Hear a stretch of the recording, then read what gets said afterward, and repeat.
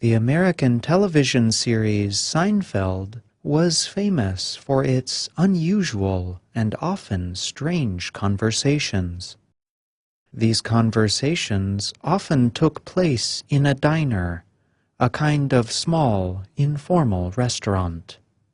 In one program, the character George is sad about where he is in life. George feels that he has made poor choices. He wants to change his life around by doing the opposite of what he has done. He would like to eat different foods, be willing to talk to strangers, and so on. Let's listen to a few lines from the show. Well, here's your chance to try the opposite. Instead of tuna salad and being intimidated by women, chicken salad and going right up to them. Yeah, I should do the opposite. I should. If every instinct you have is wrong, then the opposite would have to be right.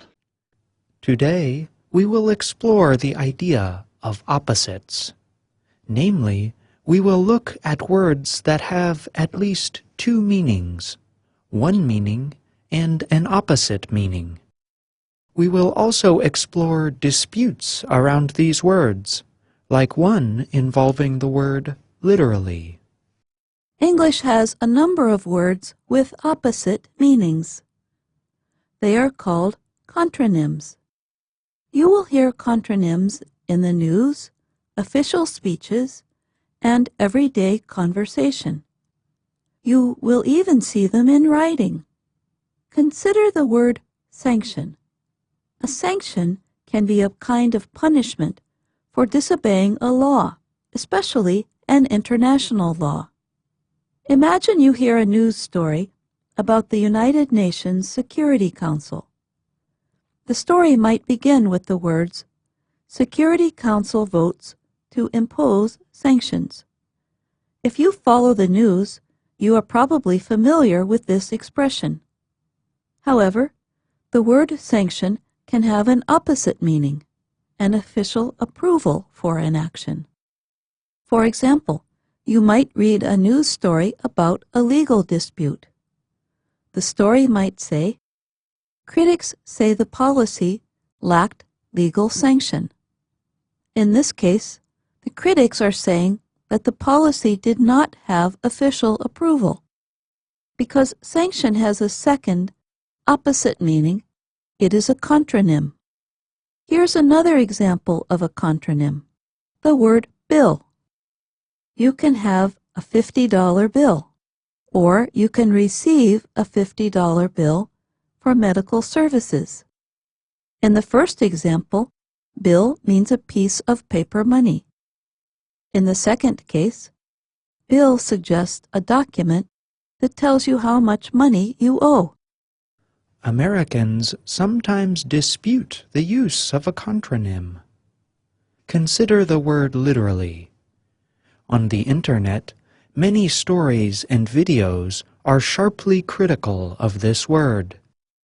A lot of you out there who say literally don't seem to understand what literally means. Literally, in its traditional meaning, means by the letter. It later took on the meaning, with the meaning of each word given exactly. Americans often use it in a completely different way. Imagine you hear the following conversation. Did you hear Tom's story? Yes, I was literally dying of laughter. It was so funny.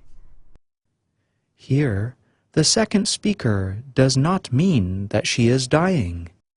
When she says literally, she means figuratively. The word literally is like the character George from Seinfeld. Literally, like George, spent time doing one thing. Now it is looking for a change. Naturally, the word itself is not making this decision to change. English speakers are using the word in different ways. There is nothing new or strange about this change. Many words change over time, just like people and societies. John McWhorter is an expert on languages. He notes that English speakers use some words for what he calls common, social uses. He refers to these uses by the acronym FACE. Do not worry about all of the terms. The one we are interested in is the letter F in FACE. It means factuality. McWhorter notes that English speakers use words to show how truthful or exact their statements are. In other words, they include words to show how factual their statements are. Literally has become a word that shows factuality. It shows that the speaker is using an overstatement or exaggerated language. So when a person says, "I was literally dying of laughter," they are using the word literally to show that they are using exaggerated language. If you compare this use of literally with the first definition of literally, you will notice that literally has become a contronym. McWhorter notes that this is a natural progression for the word. There is nothing wrong or incorrect about this change, he adds. The next time you are listening to an English speaker or reading a document in English, look for examples of contronyms.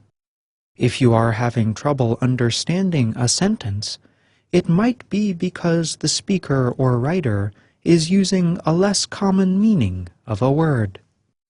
Try to think about the word's context. Sometimes you can understand a contronym's meaning by thinking about the other words that come in the sentence with it. Contronyms are a strange, fun part of language. They are literally the easiest thing about the English language. I think you are exaggerating. I'm Jill Robbins. And I'm John Russell.